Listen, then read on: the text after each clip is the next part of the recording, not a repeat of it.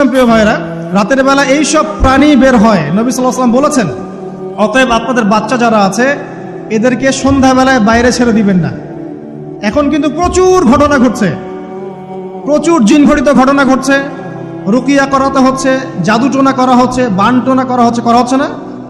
আর অনেক সময় আমরা মনে করি, এখন সায়েন্সের যুগ তো, মানুষ মনে করে এগুলোর কোনো ভিত্তি নাই মনে হয়। কোরআন বলছে জাদু সত্য। কে বলছে?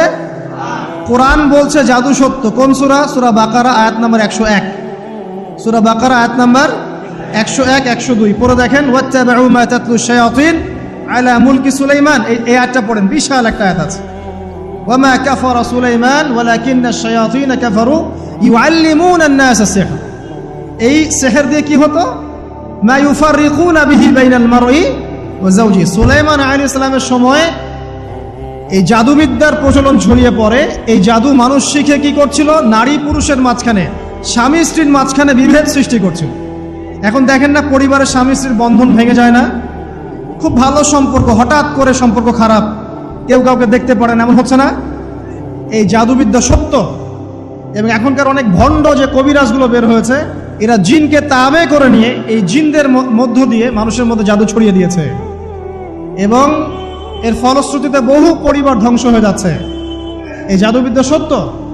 রাতের বেলা ঘুমানোর সময়ও আয়াতুল কুরসি তেলাওয়াত করতে হয়। এই হাদিসের রাবি হচ্ছেন আবু হুরায়রা রাদিয়াল্লাহু তাআলা আনহু, যাকে নবী সাল্লাল্লাহু আলাইহি ওয়াসাল্লাম গনিমতের মাল পাহারা দেওয়ার দায়িত্ব দিয়েছিলেন। প্রথম রাতে আবু হুরায়রা রাদিয়াল্লাহু আনহু লক্ষ্য করলেন যে মাল চুরি করার জন্য একজন এসেছে। তিনি চোরকে ধরলেন।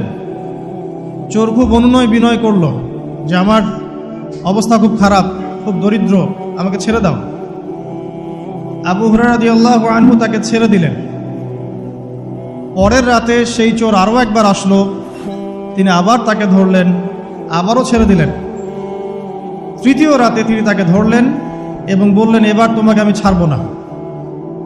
তখন সেই ব্যক্তি, বিখ্যাত সাহাবী আবু হুরায়রা রাদিয়াল্লাহু আনহুকে বলছেন যে আমি তোমাকে বিশেষ একটা আমল শিখিয়ে দিব, যে আমলটা করলে পরে রাতের বেলা শয়তান তোমার নিকটবর্তী হবে না। তো আবু হুরায়রা রাদিয়াল্লাহু আনহু বলছেন, কি সেই আমল? শিখিয়ে দাও, যদি শিখিয়ে দাও তাহলে ছেড়ে দেব তোমাকে। তখন সেই ব্যক্তি বলছে যে রাতের বেলা কেউ যদি আয়াতুল কুরসি তেলাওয়াত করে ঘুমানোর সময়, সেই ব্যক্তির ধার কাছেও শয়তান আসবে না ইনশাআল্লাহ, এবং আল্লাহ পাকের পক্ষ থেকে একজন ফেরেশতা তাকে পাহারা দিবে ইনশাআল্লাহ। তো রাসূলুল্লাহ সাল্লাল্লাহু আলাইহি ওয়াসাল্লাম পরের দিন ফজরের নামাজে আবু হুরায়রা রাদিয়াল্লাহু আনহুকে দেখে মুচকি মুচকি হাসছেন যে তোমার রাতের সাথীর কি খবর? কারণ ওহীর মাধ্যমে নবী সাল্লাল্লাহু আলাইহি ওয়াসাল্লাম আগেই জেনেছেন কি হয়েছে গত রাতে। এটাই আল্লাহ পাকের ওহী, যেটা কোনো বিজ্ঞান যুক্তি দর্শনের ব্যাখ্যায় আসবে না। আসবে না। তো আবু হুরায়রা রাদিয়াল্লাহু আনহু বলছেন যে আমি তো ইয়া রাসূলুল্লাহ তাকে ছেড়ে দিয়েছিলাম, পরে আবার এসেছে, আবার ধরেছি, আবার ছেড়ে দিয়েছি, আবার এসেছে। এবার ছাড়বো না পণ করেছিলাম, কিন্তু এবার সে আমাকে একটা আমল শিখিয়ে দিয়েছিল। তো এই আমল শেখানোর বদৌলতে আমি ওকে ছেড়ে দিয়েছি। কি আমল? রাতের বেলা আয়াতুল কুরসি তেলাওয়াত করলে শয়তান নিকটবর্তী হবে না, এবং রাতের বেলা একজন ফেরেশতা আল্লাহর পক্ষ থেকে ওই ব্যক্তিকে পাহারা দিবে ইনশাআল্লাহ। তো রাসূলুল্লাহ সাল্লাল্লাহু আলাইহি ওয়াসাল্লাম বলছেন এই কথা শুনে যে তোমার কাছে এসেছিল সে হচ্ছে ইবলিস, শয়তান।